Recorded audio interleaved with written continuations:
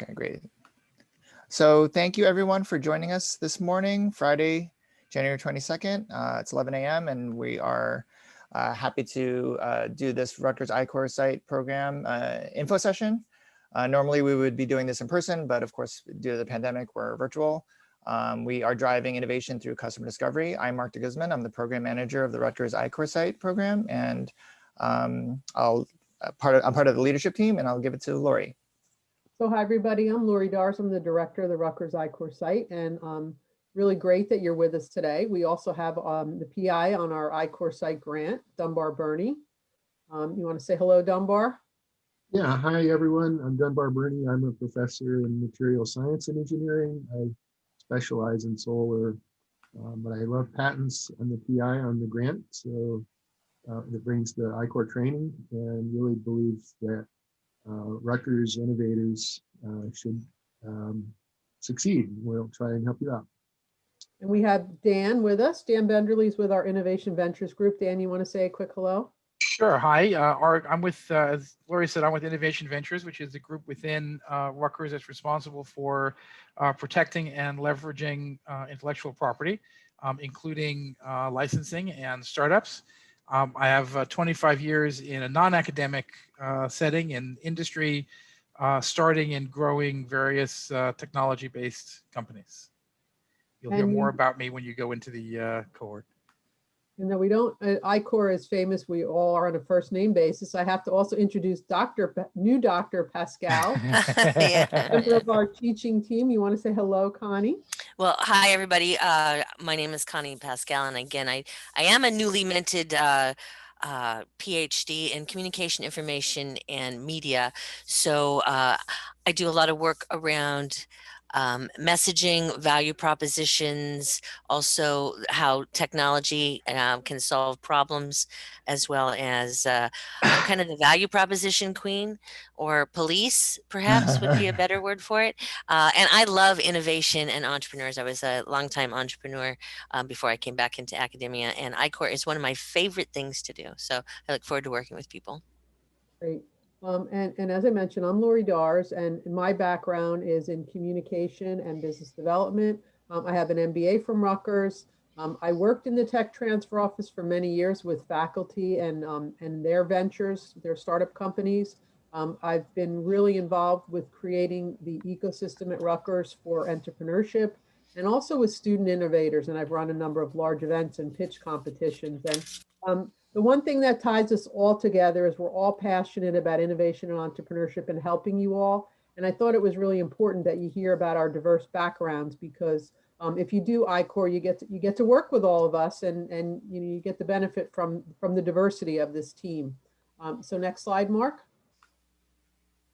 So before we get into really details of the program, I just wanted to share with you some quotes from some of our participants. So recently we met with one of our previous teams, and they shared this, and I thought it was really, really key. It was the academic lead, and she said that the program opened her eyes to many things that she hadn't thought of. In 7 years she's been working on the innovation, and that's really critical, is that you learn new ways of looking at your innovation. Next one. Our students and also our mentors and everyone becomes more confident with themselves and doing the work over the 6 weeks they're in the program. And I'm not going to read all these, that you can read them, but really just basically cross-disciplinary interactions and really learning how much that they didn't know. So our participants really have a lot of great things to say about the program, and you'll learn some of the details going forward. But I wanted to share this with you even before we get into the agenda. Next slide.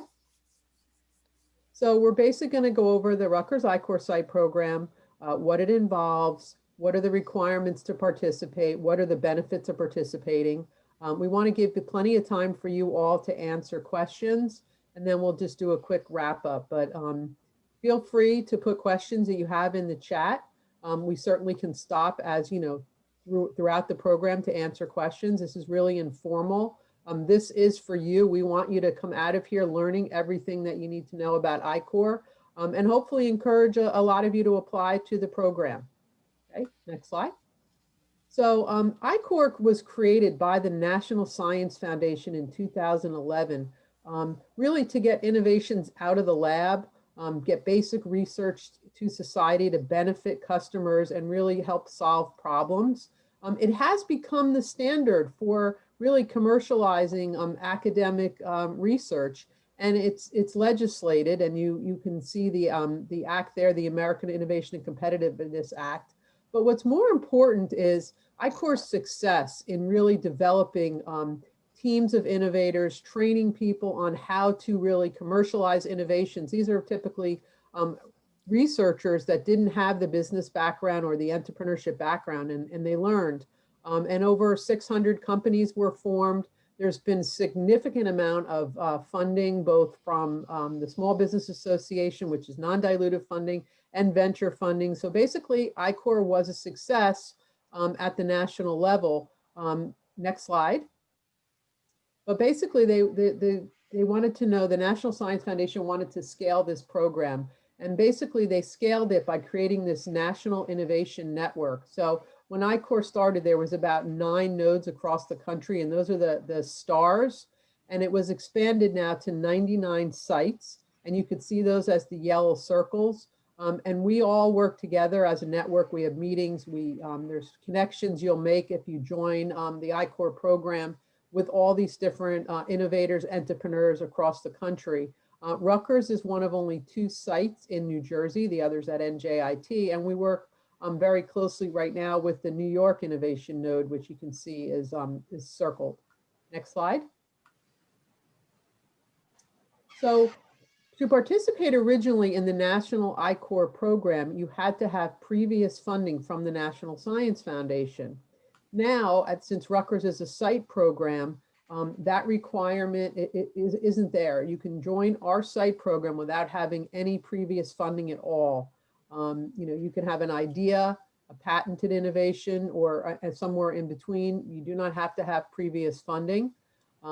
Our program is very much aligned with the national program, and our goals are also very similar in that we want to help innovators increase the impact of their innovations. We're building this ecosystem, and we want you to gain insights. It's also by going through our program, you learn a lot of skills and strategies. You'll learn if your innovation really is solving a problem, and you learn it very fast. As I mentioned, our program is 6 weeks. So by learning that, you're really decreasing the commercialization risk. And then lastly, our program really introduces you to people from across the university, through the region. Again, we have access to that nationwide network. So it really will increase the opportunities for you to meet other people that can really benefit your innovation and also your career. And we love to say that really what the program does is it bridges that gap between the lab and marketplace. But it's not just for faculty teams, as you'll learn going forward. Our program is a cohort-based program, so it is over a certain time period. And you'll learn really about getting customer feedback before you build and launch a product. And that's really critical. We want you to do this before because we want to save you time and money. We want to make sure that you're creating or building something that does have value to whoever you're building it for, whether it be a consumer-facing business or it's a business-to-business product, whatever it is, we want to make sure that you're actually really providing value.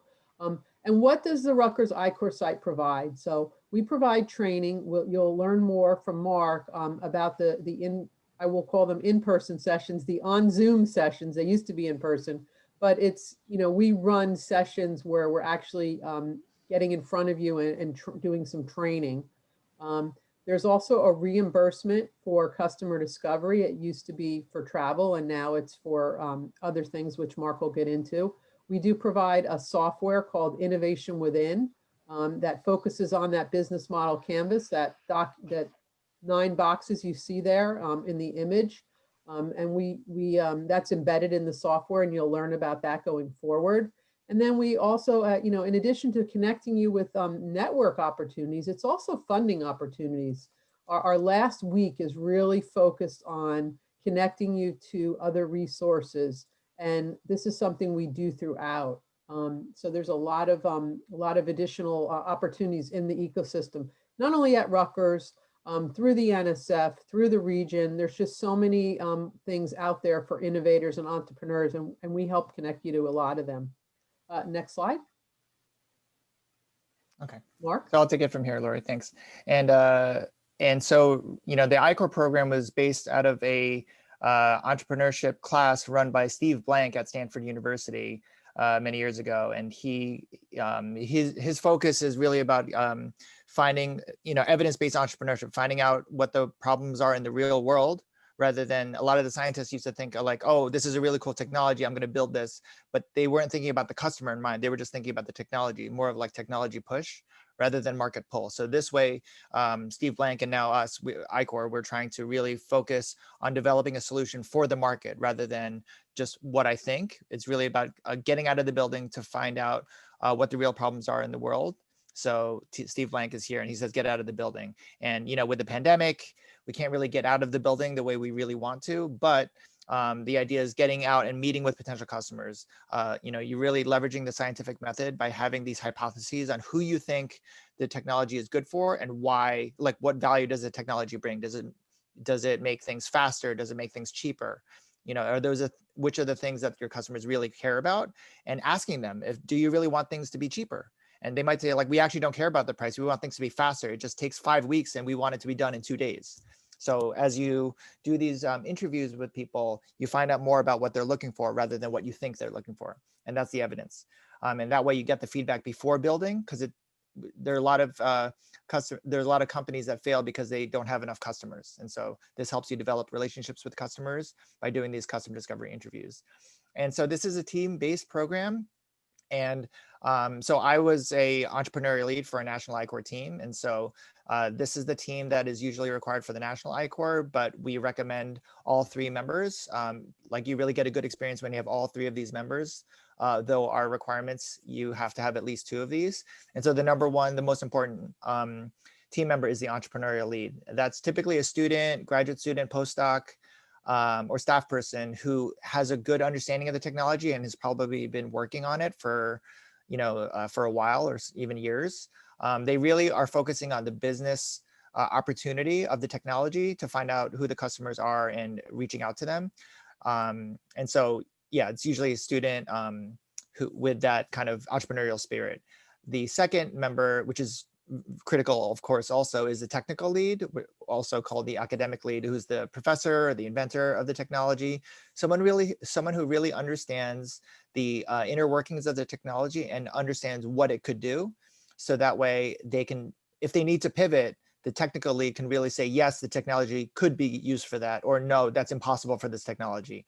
As the inventor, they typically have a better understanding of what the technology can do. And so together they can really drive the innovation forward with their customer discovery interviews. But the third person who is really, really helpful, and though not required, and typically we have the hardest time for teams to get this, is the industry mentor. That's someone from outside the university who has ties to industry, has been out in the working world as a professional, and really can make connections for the team to do these customer discovery interviews. Because a lot of teams might have, let's say, no ties to industry, but this industry mentor is really helpful in connecting the team and getting the interviews really quickly. Warm introductions versus cold calls, right? It makes all the difference in the world. So if you don't have the industry mentor, we do have a mentor request form that we can help you find a mentor for yourself, or we can help you find a mentor as well. So if you have a team without a mentor, make sure you ask us about the industry mentor request form. And so as a requirement for the team, you need at least 2. And so the I-Corps program is really an experiential learning opportunity. We use a flipped classroom approach where we have these videos that you should watch to learn the business concepts. And a lot of our participants are deeply rooted in STEM. So they're really understanding these very kind of difficult scientific concepts, which are really tough to learn. But these business concepts are not really that hard to learn. It's just a lot of the scientists haven't been exposed to them. So because of that, they're actually easy to understand. And that's why they're put on a video, because you don't really have to, draw out all these equations and things like that. But that gives us time to focus more on your weekly presentations and what you learned during class. So each session we have a presentation. The teams do a weekly presentation about what they learned in their interviews. And because it's a cohort, we typically have about 10 teams per cohort. Teams learn from each other. So when one team is presenting, other teams can learn from their mistakes. As the teaching team gives feedback to those teams, they realize, oh, I should look into that too, or I never even thought of that. Or you can even make recommendations to other teams too. And that's why everybody learns from each other. That's what the peer learning is all about. And really it's professional development and skills building, right? Communication skills, networking, and things like that. It's really an experience. And so going through I-Corps really helps you build your confidence, build your skills, build your network, all these different things. It's really, it's more than just a class. And so one of the main foundational parts of the program is this business model canvas, where in the National I-Corps program, they focus on all 9 parts of the business model canvas, which is basically a framework that every business could be boiled down to these 9 components. But in our I-Corps site program here at Rutgers, we only focus on 2, which is the customer segments on the right and the value propositions in the middle. The reason we focus on those is a lot of teams have difficulty getting that right. And so there's no reason to proceed to the rest of the canvas unless you have those 2 right. When those 2 match up, you have product market fit. And that's what we really want to focus all of our efforts in our site program to then launch you to the national if you're ready. And so each week we have a different theme, and most of our sessions are run on Friday mornings.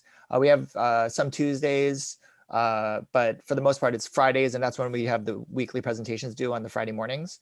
And so we have customer discovery and value propositions, customers, users, payers. And then we have office hours in weeks 4 and 5. So we don't have a formal Friday session with presentations, but it's really giving you more time to do these customer discovery interviews. Because by week 3, you should be kind of in the habit or getting good at doing customer discovery interviews. That way, week 4 and 5, you can really kind of let your wings fly and really, spend more of your time not just doing interviews, but reviewing the interviews that you've done. Really, like weeks 1 and 2 are probably the hardest, because that's when you're really learning these concepts and, like, let's say failing, right? You're trying and you're like, it's awkward. It's kind of like stumbling blocks, but you learn through that process. But by week 3, you should have at least 10 to 15 interviews, and you should be really good at it by then. Not great, but you're getting better. And then in the final session, we introduce teams to the larger innovation entrepreneurship ecosystem. We have outside speakers come and talk about the resources and opportunities available. And it's really good networking that you just probably wouldn't get if you're just working in your research lab, right? So we try to make this a holistic program for you. As Zori said earlier about the reimbursable expenses, each team is eligible for up to $2,500 of approved reimbursable expenses. Now, before the pandemic, which you see in red, it was primarily for travel, like airfare, hotel, Uber, Lyft, New Jersey Transit, whatever transportation, to get in front of customers to meet with them face to face. The reason for that is Steve Blank famously says, you want to see their pupils dilate. You want to see the potential customers, the challenges that they're facing. And when you start later on talking about what you're working on, if their eyes light up, then you really know that you've got something good. But that was before the pandemic. Now, post-COVID, the focus is on virtual conferences and trade shows, memberships to professional organizations. So a lot of these are run online. So sometimes they have membership fees required, but that is a very legitimate expense to be reimbursed. Sometimes digital communication tools like Zoom. So typically at Rutgers, we have Zoom technologies and WebEx and things like that. But for some teams who are not part of Rutgers, it's eligible as well. And the LinkedIn Premium is one of the really great tools to use to expand your network and to reach out to people. And so all those are eligible for reimbursements, but Rutgers travel policy doesn't allow for travel reimbursement. So that's why we're not doing travel anymore. Some things that are not allowed, you see at the bottom, like computers and supplies and things like that. But yeah. So Lori, you want to go ahead from here? Yeah, I also want to mention real quick, I want to circle back real quick to the office hours. So the reason for the office hours is really to give you that one-on-one time. Yeah. So each week, we said it's a cohort and it's the 10 teams and we give you feedback, but we found our teams need a little bit more time one-on-one. So that's why we have those 15-minute office hour sessions. So it's our most of our entire teaching team with just your team giving you feedback. And it's anything you need help with. So it's really kind of like extra help. So I just wanted to mention that. Thanks, Mark. Okay, yeah. So again, I want to just, you heard some of the quotes in the beginning about, why people, or what they found the value in I-Corps, but I just wanted to give you a few other things, really. It's, learning about the impact your innovation can have in the market. And sometimes teams will pivot. And what that means is not always necessarily do they change their innovation. Sometimes they realize they have another customer segment, and they've learned that their innovation solves a really significant problem for a customer segment they never even thought of. So it really can increase the impact your technology can have. Not only do students learn from I-Corps, but faculty. They learn, as Mark was talking about, the simple business concepts, but they also get more comfortable, talking when they're doing their interviews, right? So sometimes it's faculty doing the interviews. It's typically the student, the entrepreneurial lead, but they both learn, and it's really taking them out of their comfort zone. A lot of it, particularly with the STEM faculty who have just been working in labs, it's a whole new program for them. We talked about learning and meeting or finding out about other opportunities for funding. A lot of our teams have gone on to get significant funding. They've won business plan competitions. It's just learning about opportunities they didn't know about and applying for them. And we found that sometimes our teams apply 1 or 2 funding opportunities, they don't get them, and on the 3rd try they do. So it's really learning about how to apply for different funding opportunities and learning about these opportunities. You find out, why your customers care. If you go through I-Corps, you'll learn about the 3 whys and how to really ask really significant questions. But that's really the foundation of your product or service or whatever you're making is, what makes your innovation important to your customer, and you will learn that through I-Corps. Just moving you along the continuum of commercialization. As I said earlier, our teams are really at different places, and you're not competing against the other teams in the cohort. It's really about seeing you grow from week 1 to week 6. And every single team that goes through I-Corps will grow and will really go further along that commercialization path. That's why it doesn't really matter where you're starting, if you're starting with more of an idea or a really a foundational innovation that maybe has multiple patents, because it's about your growth, and it's about you learning how to commercialize that innovation. I talked about pivoting or failing fast. You're learning this all within a 6-week program. It goes super fast. We emulate a startup because startups move very fast. They're very lean, they're agile, they're able to move quickly. And you'll learn if you need to modify or change very, very fast through our program. Again, it's really about you talking to those customers and them telling you about your innovation. And we again mentioned that you'll meet a lot of people from across the university, from outside the university. We have a really family-oriented program. Members of the cohort really want to help each other learn and grow. So it's really a great way to make new collaborations. Next slide. And these again are just some of the values from the program. I think Mark alluded to them, that the teams get new thinking, new skills, you meet new people, you get new opportunities. We do surveys every cohort, and these are just some of the feedback we've received from our previous teams, that the value they found in the program. And I would just add, like Lori mentioned, all of these teams come from different time periods in terms of the commercialization journey. So different people get different things from the program, and so sometimes you focus on one thing, but you actually get these other things. But if you put the more you put in, the more you get out of the program. And so we really encourage people who do join the program to engage as best you can with the program. Yeah, and I think the thing that surprised us was the confidence, that how many of our students said they gained confidence from the program by doing the customer discovery interviews. And we keep hearing that again and again and again. So it's really nice to hear that's a benefit of joining I-Corps. So our applications are open now. We just extended the deadline to January 29th. On our website, I-Corps@rutgers.edu, you'll find the application. If you click on apply here, You can download a PDF version of the application so you can see the questions. We do encourage you to apply. It's the best way for us to learn about your team. We interview all teams. The worst thing that can happen is we say, you know, maybe I-Corps isn't right for you, or it isn't right for you now, and maybe you should defer to a future cohort. There's no penalty in applying. We run the cohorts every spring, summer, and fall semesters. So we encourage our teams to apply as soon as possible because there are limited spaces and it's a rolling application. So if we're full, we're full. But we like to interview all the teams. So that's why if you can get your application in early, it's really helpful. Faculty, staff, students, alumni, and some invited schools can apply. And Mark's going to get into that about the invited schools. And we also have a fellowship program, which he's going to talk about too. But our email is there, my email, Mark's email. We're going to stay, after we finish the formal part of this presentation for questions. But if later on today you think of a question or next week, just please feel free to email us. We're on email all the time, and we're very open to answering any of your questions. Okay, and one other thing, there was a question in the chat about the schedule. So I have the schedule here. You see bolded in yellow, those are just 15-minute office hours. So even though the window is from 12 to 3 p.m. on that Tuesday, it's really just a 15-minute office hour for your team.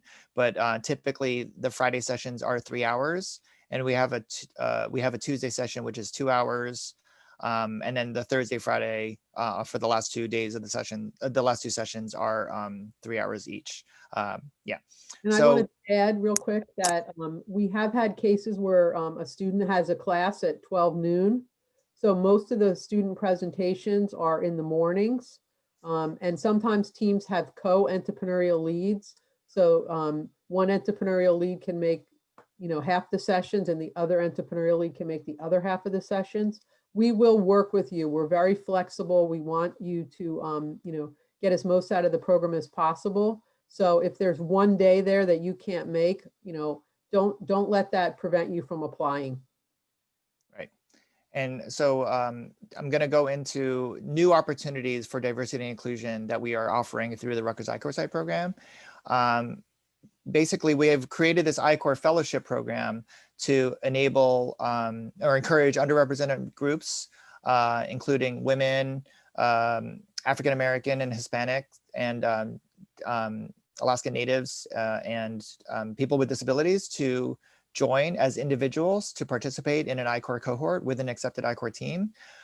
Basically, we offer a stipend to participate for this educational experience to learn about innovation and entrepreneurship and commercialization processes at Rutgers University. This aligns with NSF's goal of broadening participation for these underrepresented groups to get more Americans involved in terms of developing innovative ideas and creating new companies and technologies that will help benefit the American economy and economic development. So there's 2 types of fellowships that we have to offer. One is a team member, and that's the primary one, where we would match you with a team, and you'd play like a supporting role with the entrepreneurial lead. You work most closely with the entrepreneurial lead, and you're like willing to learn, you're coachable. But basically you help in any way you can that's, and meaningfully contribute to the team, whether, in terms of customer discovery activities. It could be as simple as coming up with questions to ask, thinking about people to interview and putting their names down, an email address in a list. You can even run the interviews yourself, or you can write down notes as the main entrepreneurial lead is doing the interview. But basically we're giving you an opportunity to get involved, and your engagement is as much as you're willing to give. So the more you give, the better, hopefully the better the team will produce their 25 customer discovery interviews. The goal is 25, but if you can help them do more, then that's great. And the other type is a cohort and ecosystem fellow, where you can actually work more closely with the I-Corps leadership team, where you help manage the cohort, in terms of like being in the room where the teaching team kind of decides on what guidelines or what feedback or support we give to the teams, managing the time of the cohort, online management. So these are kind of skills that you'll learn, and communication, and you'll build out your network as well. Both of these opportunities are really interesting. And we're trying to broaden participation in these innovation entrepreneurship activities for underrepresented groups. So the way you do that is you have to go to the website, which is at the bottom, and fill out this Qualtrics survey, which will, we're really asking about your name and department and major and your contact details. We want to hear about your leadership experience, what you've done in the past in terms of how you've led, whether you're president of a club or you were at a job and you kind of like led this team, or even in group projects, things like that. We're really interested in your experience or interest in innovation and entrepreneurship activities, whether you were part of a startup, whether you did product development or prototyping.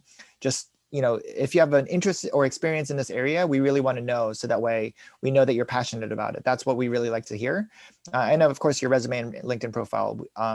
And after you submit that application, when we review it, if it seems like you could be a match for one of our teams, we'll do we'll set up a Zoom meeting with you to find out a little bit more about your interests and what you're looking for and your schedule, to see if you could, if you could meet with during those times. The one thing about the fellowship is you start a week before the cohort and you end a week after the cohort. The week before, you do a meet and greet with all the fellows, and kind of set your intentions of what you want to get out of the I-Corps experience. And then at the end, you kind of do this 5-minute presentation about what you learned, your summary and reflection about what you did, what team you were on, and what you learned through the process, and how it impacted you professionally or personally, and things like that. So we really want to see that fellows grow during their 6 to 8 weeks participation. And so the website is in the bottom. Lori, I don't know if I guess I'll put it in the chat. I put it in the chat already. Great. And so, so going back, this fellowship application is going on now as well. So if you're an individual without your own innovation, then you should apply for the fellowship. If you are a team with your own innovation, then you should apply for the I-Corps team application. Okay, that's typically how the two programs are related but separate. Yeah, and again, the fellowship, you might be interviewed a little bit later on, because we have to accept all the teams first. And then once we know who the teams are, then we can call you back to see if you match with one of our teams. Okay. So yeah, I'm happy to take any questions about that as well. But again, the applications are open now.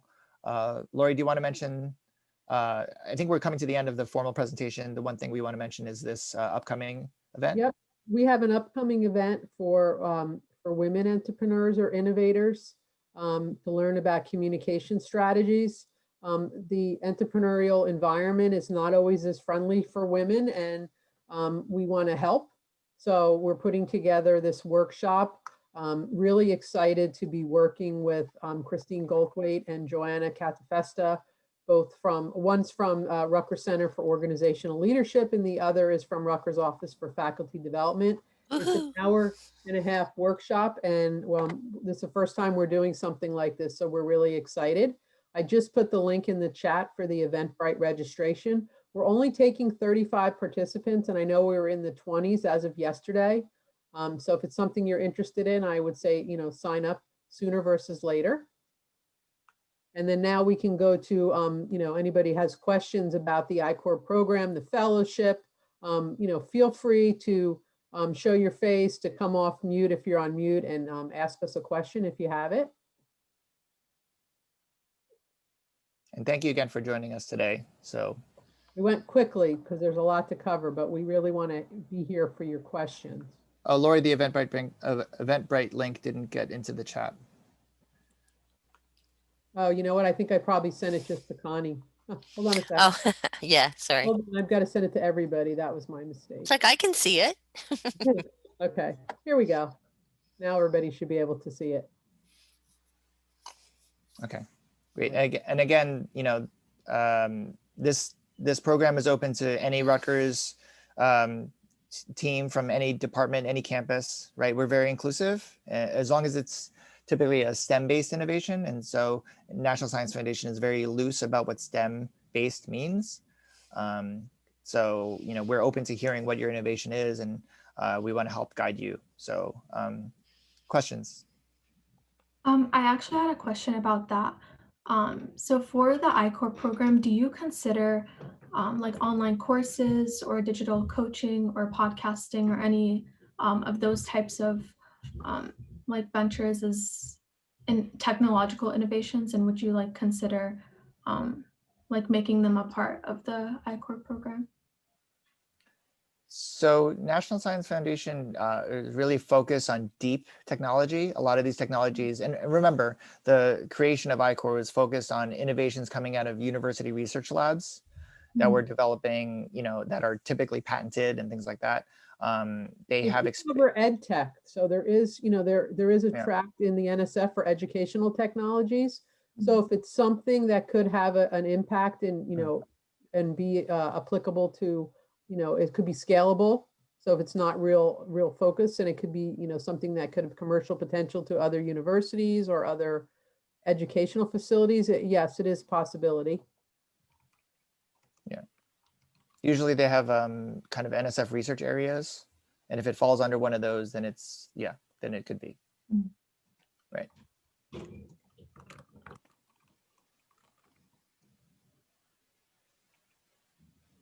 Anybody else have questions? We're a friendly group, honestly. I know. I have a question. Great. So I'm a Is it- student. I'm a transfer student, so I'm not officially a sophomore more, but it's my second year at Rutgers. So I don't have any actual research experience, but I am interested in maybe like, I don't know how it would work. You mentioned some fellowships. I do have ideas, let's say in my head. I've worked with I volunteered in various organizations in my field. What do you have to say about that? You talking about for the fellowship? Or just in general, like would that be applicable for your program? So you need to have some sort of, again, loosely based on NSF, some type of STEM innovation and at least another person you're working with. The program is really just too rigorous for a single person to do on their own. That's why we call it team-based, and we say 3 or more people is better. We do accept teams of 2, and we can often help you find others. So if you do have another person you're working with and you have some sort of innovation you're working on, then it might be applicable. You mentioned the fellowship, so is that different than? So the fellowship is single people that are interested in innovation and entrepreneurship. You're female, so you would be eligible, as we consider females part of underrepresented groups. If you have some leadership experience, you said you worked on projects, and an interest in innovation and entrepreneurship, what we will do is we'll look at your application, and if we think you might be a potential fit, we'll interview you. And then either we try to match you with one of the teams that we accept to help them go through the process, so you're like an extra member. Or we also have what's called a cohort fellow.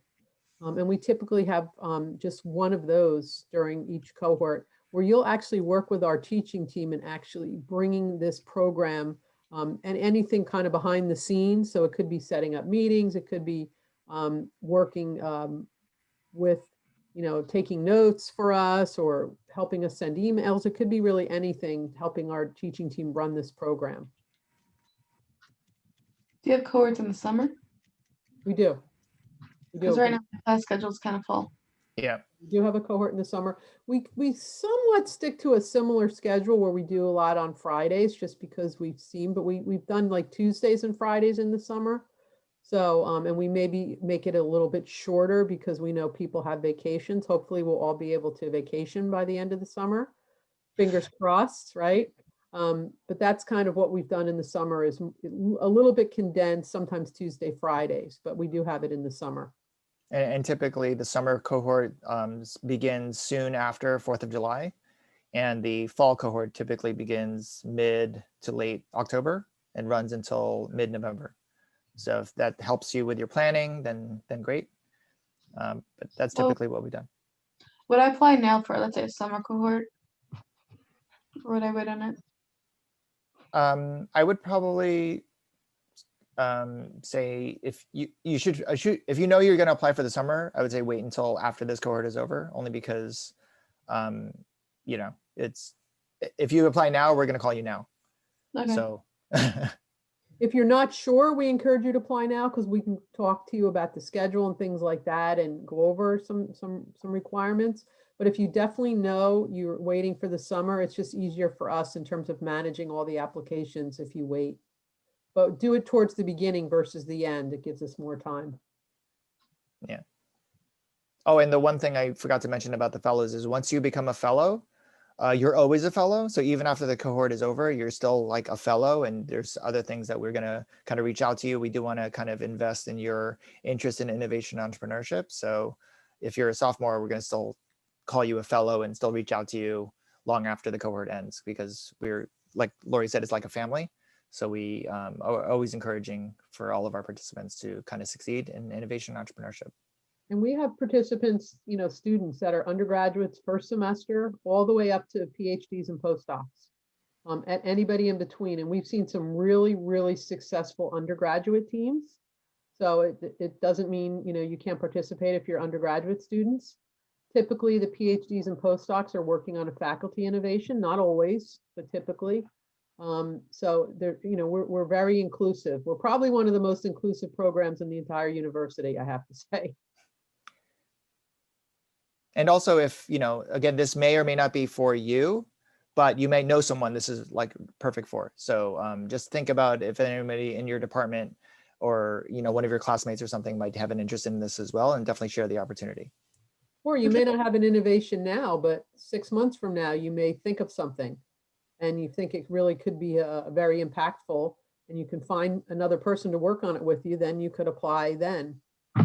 That's why we wanted to mention this is, we're recruiting for this cohort, but we're also always, trying to get people aware of the program in case something comes up in the future. What do you mean by innovation and entrepreneurship? So the idea is that you come up with some sort of technology or some sort of idea that will create value, whether it makes something faster or makes something cheaper or makes something easier and has some sort of societal benefit. And that idea is just great in your head, but we want to help you kind of bring it out into the market, bring it out into the world, and apply resources, feedback, advice, training, so that way you can really help you to bring that technology out into the real world. A lot of times there are a lot of solo entrepreneurs, they're just all doing it on their own. This program really helps people to figure out what they need to do to move forward, whether it's connecting to a funding opportunity or connecting with another person to meet and things like that. So you're not alone if you go through I-Corps. So it's a small business development and growth opportunity. So that broadly considers entrepreneurship. Right. Hey, thank you for the presentation. I had a question actually. So I'm currently a PhD student and I worked as a part of a group and we got a patent, but I'm not on the patent. And it happens that our professor is not really interested in starting a startup or considering the business aspects of the product that we have. And the senior PhD student graduated. So currently I'm alone. So do you think I would be a good fit for the program, though I'm not on the patent? I think Dan should answer that one. Well, so I would say it doesn't matter if you're named on the patent. The patent exists, and if you're excited about that idea, then it might be worthy of commercializing. It would probably be good to have your professor, even though your professor isn't interested in starting a company, maybe the professor would join as the technical lead and help you figure out how to commercialize it. The university would be very happy to license the technology to a startup that you would form, even if you're not named on the patent. You might still lead the company, right? So it could all be a win-win. Thank you. And is the end goal of this program to have a company started, or is that like the ideal goal and then it's more about the journey, and then if something happens, that's like the icing on the cake? Exactly. Different teams are at different stages of development. You do not have to create a company to get started. You might not create a company ever. You might decide that it's not worth it, or you might adjust, you might pivot and decide that a different aspect of the invention might be more valuable. So it's probably more useful for early stage ideas where you're still trying to test what the marketplace is like, but you do have a good idea somehow. And but overall, we are hoping that we create new businesses, or you create new businesses. That would be good. Right. The goal, the NSFA wants these innovations to benefit society, but we all know how important it is for small businesses to grow and create employment opportunities, right? Specifically in the environment we're in now. So that is, I love the way you put it, the icing on the cake is a successful startup that's hiring people. But anywhere in between, if the team grows through I-Corps, we personally consider it a success because we're moving you along that commercialization pathway, which, as Dunbar mentioned, everybody's in different stages, and Mark mentioned it as well. The other successful outcome is that you fail fast. So we have had teams realize that they're not a great team. Maybe the innovation's great, but the team's not. And we've had people who have switched teams. They've kept their innovation, but had worked with different team members. You may also find out that usually we don't see that the innovation is just terrible. It's usually they need to modify it slightly and things need to change a little bit, or they need to go after a different customer segment. But, they call it, failing fast because you learn it now through I-Corps without spending, millions of dollars and putting out a product that maybe someone doesn't want. So that's a successful outcome. The other potential successful outcome coming out of this is you may go through the process and say, it doesn't make sense for it to be a startup, but we've identified 3 companies that we can license this to, right? Not every innovation makes sense as a standalone business. Sometimes it's better integrated into an existing platform, and that's also we've seen that coming out of this process too. With this process, especially the site process, will really help you focus on is, who are the customers and why do they care, right? Who cares and why? For those that want to go on to really do a startup, we're going to recommend that you go to nationals. There are some other accelerator type programs for founding the company. What we're really focused on at the site program is figuring out, is there a market? Who is it, and what should it look like? I see. Okay. And then we'll help you. And by the way, Mark talked about the fellows being part of the family. Our I-Corps teams are also part of our family. So we'll help you try to think through some of those questions about, does a startup make sense? Does it make sense to do a license? Right? You'll have a group of people that you can actually have that conversation with. I see. Okay. And I guess my final question would be that as it looks right now, I would be the only one participating. Do you think that would limit me because I'm not from a minority, or I don't satisfy those criteria and I'm a male? Or do you think I should wait and try to get a friend in and then apply for the summer or the next cohort? It's a good question. So one of the things I recommend, because you have an innovation that you're focusing on, right? Even though you're not the inventor of that patent, if you're trying to bring that technology forward, is that what I understood? Yeah, I guess. Yeah. So then you would apply as a team, even though you're just one. We encourage you to find other people, possibly in your lab or other colleagues that you know of that are familiar with the technology who could kind of help. You might even want to just talk with the technical lead to see if they could be part of the team, but not fully participate in the way that we might want you to. Because what we've seen is a lot of times the faculty, because they're academics, they're entrenched in the academic world, so they're not interested in commercialization or the business side. Not all, but some. And so that's kind of perfectly fine. That's the purpose of the entrepreneurial lead, because the entrepreneurial lead is the one who wants to expand on the business opportunity. But the technical lead has the technical know-how of the technology to see what is possible and how to pivot it, or how it could be kind of changed or whatever, modified. So they might be able to kind of sign up, but not participate fully. I wouldn't encourage that. I would want to, right now they say no, but once they learn more about it, they'll learn a lot. We've seen that with a lot of faculty. They're kind of dismissive. And then once they go through it, they're like, wow, I really had no idea what I didn't know. That's what the quotes were about. We had faculty who really learned a lot. And so a lot of times it's the entrepreneurial lead who has to push the faculty to join. So the reason the NSF created the program with the student as the entrepreneurial lead is they recognize that faculty typically do not want to leave their university jobs. And that's why they structured it that way. So it's great to have the faculty participate, but they have nowhere the amount of time do they need to spend like the entrepreneurial lead, like you would if you were joining. So if they could be involved, as Mark said, even on a limited basis, it's helpful. The other thing I want to mention is you can have teammates that aren't in Rutgers. So there's not a requirement that your teammates are all part of the university. You could have teammates from another university from elsewhere. So that is an option for you. Okay. And Siddharth, what I would also encourage you, I'm actually the licensing manager for a lot of ECE technologies. So I don't know who the PI is that you're working with, but I'd be happy to have a phone call with them to talk about the program and what the value is and kind of what they can get out of it. Okay. I maybe you know him. He's Dr. Rich Howard. Oh yes, I know Richard Howard. Sure. Right. So maybe you even worked on the same patent I'm talking about. Which one is it? The headphones. Oh yeah. Oh, actually, I think actually you'd be a great. So I really want to encourage you to do this program. Okay. Okay. I circled that on the list of recent disclosures and said this would be a great thing for I-Corps, actually. It would be. So what I'd be happy to have a conversation with Richard about it. I know him and I can completely understand where you're coming from. I'd be happy to have a conversation with him about it.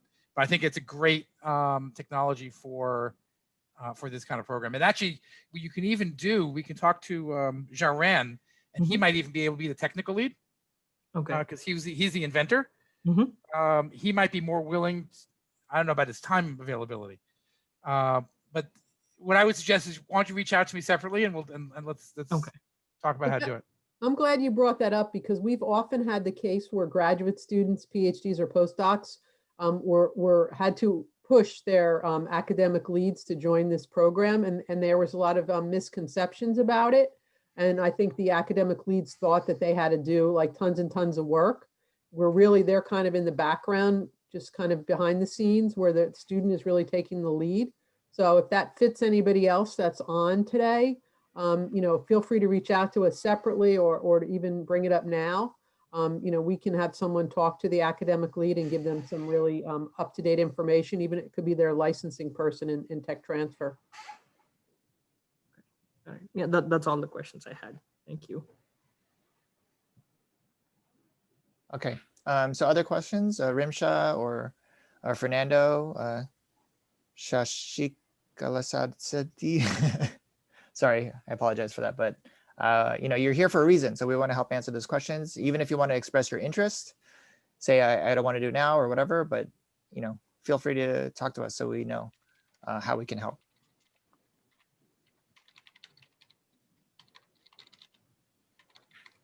Oh, okay, great. Okay. Oh yeah, Fernando, right. Great. So I hope we answered your questions about the fellowship and you understand a little bit better. We will be reaching out to the fellows probably not this week, but maybe next week after we've kind of solidified all the teams. So just heads up. Mark, there's a question in the chat about alumni. Can alumni be part of I-Corps? Yes. Yes. We're open to, students, faculty, staff, and alumni. Oh, Siddharth, looks like you just picked up a teammate. Oh, already? Well, Fernando expressed interest in working on your project. Yeah. Actually, that's one of the things too. We try to match fellows. So I've never had a fellow match before they applied. That's great. I love it. Makes our work easier. Yeah. So again, if you're on your own, then you're stuck and you're on your own. With I-Corps, the whole framework, we help connect, and this, yeah, Fernando, we have to review your application to see if it's a match, but it sounds like. And we also open the program up to like community colleges and others that, are may have underrepresented students. So there may be a team in our cohort that is a totally non-Rutgers team, and that's great too. They bring different things to the table as well. So, feel free to reach out to us if you have questions. Yeah. And the one thing I want to mention also, we didn't say it outright, but it feels it that way. It's like our program is really a lot of fun. It's a lot of work and it's kind of rigorous, but it's also just so much fun. You know, you see like people kind of finding out new things that they never learned before, that they never knew, a lot of surprises from team to team. You see all these different innovations happening all across the university. Like where else do you get a chance to not just see them and just read an article about it, but work with them, talk with them, engage with them. It's really exciting and a unique opportunity that it's hard to find anywhere else in the university. So we really love it. And when you join the program, a lot of our teams that we speak with afterwards, they speak fondly about their experience with us. So, you know, it's We're all great. doing it because we love it. None of us is here because we have to be. We're all doing it because we want to do it. And I think that really makes a huge difference. And that's why we want to make sure we answer questions and cover any misconceptions, because the teams that join really join because they want to learn more about their customers and see if they really are solving a problem and if there is that match. And those that have that curiosity and that passion learn so much from this program. It's just they grow. It's amazing. Right. So it is 12 o'clock. If there are no other questions, I will stop the recording. Okay, I'll stop it.